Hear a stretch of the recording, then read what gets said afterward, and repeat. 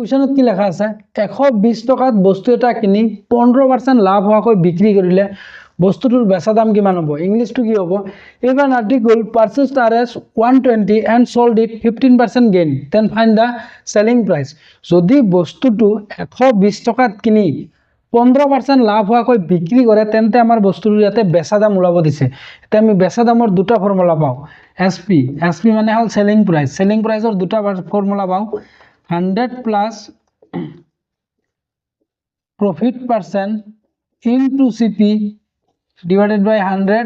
আর এটা কি আছে SP equal to 100 minus loss percent into CP divided by 100 যদি বস্তুটো বেচতে লাভ হয় যদি বস্তুটো কি হয় বেচাতে লাভ হয় তেতিয়া হলে এইটো ফৰ্মুলা মানে প্ৰফিট পাৰ্সেন্ট আৰ প্ৰফিটৰ আগত সদায় প্লাস হয় আৰু যদি বস্তুটো বেচাতে লস হয় তেন্তে হলে এইটো ফৰ্মুলা ইউজ হ'ব আৰু লসৰ আগত সদায় মাইনাস হয় ঠিক আছে যদি কি হয় বস্তুটো বেচাতে লাভ হয় তেতিয়া হলে এইটো ফৰ্মুলা ইউজ হ'ব আৰু যদি বস্তুটো বেচাতে লস হয় তেন্তে কি হ'ব এইটো ফৰ্মুলা ইউজ হ'ব SP আৰু CP ৰ দুটা ফৰ্মুলা থাকে SP ৰ ক্ষেত্ৰতো দুটা ফৰ্মুলা আছে CP ৰ ক্ষেত্ৰতো দুটা ফৰ্মুলা আছে ঠিক আছে এই অংকটো আমি কেনেকৈ কৰিম লগ চাও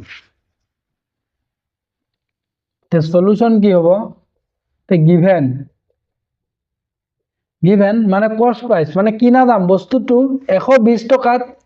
বস্তু এটা কিনি 15% লাভ হয় তেতিয়া হলে কি বস্তুটোৰ কিনা দাম কি হ'ব দিয়া আছে given কি হ'ব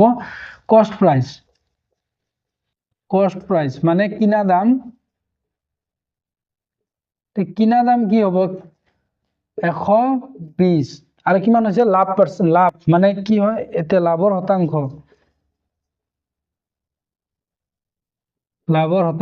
এটো ডাইৰেক্ট এটো 15 টাকা লাভ নহয় কিন্তু এটো লাভৰ শতাংশ 15% লাভ এটা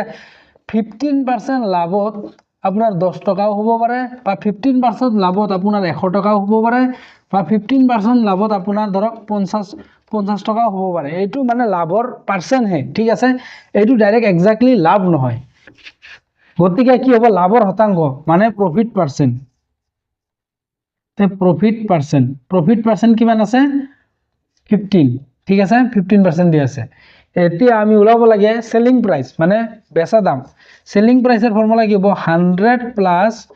এটা যেহেতু লাভ হৈছে সেইভাবে কি লিখিম আমি প্রফিট পার্সেন্ট যেহেতু বস্তুটো বেচতে লাভ হৈছে সেইভাবে আমি প্রফিট পার্সেন্টের ফর্মুলা লিখিম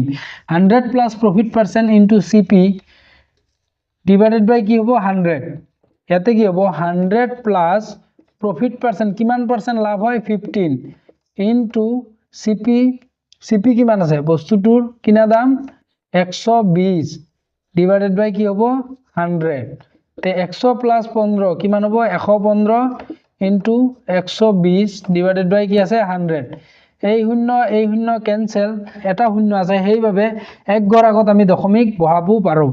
মানে 115 into 1.2 দিব পাৰো ঠিক আছে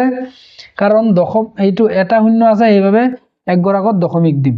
তে 115 into 1.2 তেতিয়া হলে কি হ'ব 2 5 গুণ 10 ৰ শূন্য হাতত 1 2 1 গুণ 2 1 3 2 1 গুণ 2 1 5 গুণ 5 1 1 গুণ 1 1 1 গুণ 1 শূন্য 3 5 8 3 1 দশমিক এক গড় আগত দশমিক হ'ব 138 মানে 138 रुपीसत বস্তুটো বেচিলে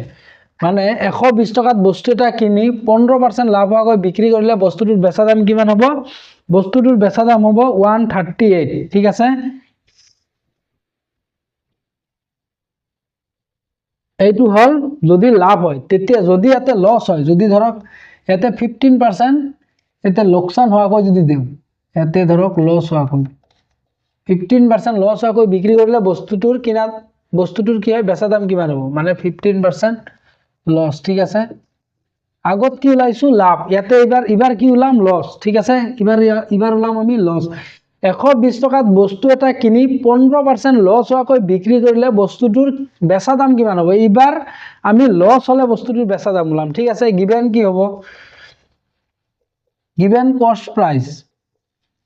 বস্তুটো আমি কিনিছো 120 টাকাত ইয়াতে কিমান হ'ব লস পার্সেন্ট কিমান আছে লস পার্সেন্ট 15% ইয়াতে কি হৈছে লছ পাৰ্চেণ্ট 15%, ঠিক আছে লছ পাৰ্চেণ্ট 20% ধৰিম এইবাৰ 20%। যদি আমি 20% লছ হোৱাকৈ বেচোঁ তেতিয়াহ'লে আমি বস্তুটোৰ বেচা দাম কিমান হ'ব? ইয়াতে যদি 120 টকাত বস্তু এটা কিনি 20% লছ হোৱাকৈ বিক্ৰী কৰিলে বস্তুটোৰ বেচা দাম কিমান হ'ব? ইয়াতে ইংলিছটো কি হয়, if an article purchased RS 120 and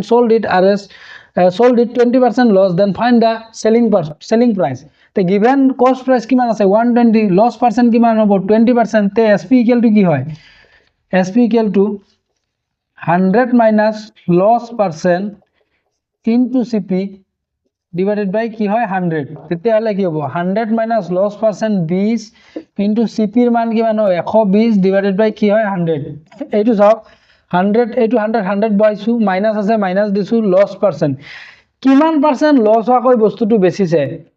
20% loss হোৱাকৈ বস্তুটো বেচিছে, সেইকাৰণে 20 দিছোঁ ইনটু CP মানে বস্তুটোৰ কিনা দাম, বস্তুটোৰ কিনা দাম কিমান হয় 120 ডিভাইডেড বাই তলত 100 আছে 100 দিছোঁ, ঠিক আছে। তে 100ৰ পৰা 20 গ'লে কিমান হয় 80 ইনটু 120 ডিভাইডেড বাই কি হয় 100। তে এই শূন্য কেঞ্চেল, এই শূন্য কেঞ্চেল। এতিয়া চাওক 12 ইনটু 8, 8 দুগুণ 16, 6 হাতত 1, 8 এগুণ 8 একে 9, তে কিমান হ'ব 96। যদি 120 টকাত বস্তু এটা কিনি 20% লছ হোৱাকৈ বস্তুটো যদি বেচে তে বস্তুটোৰ বেচা দাম কিমান হ'ব 96। মানে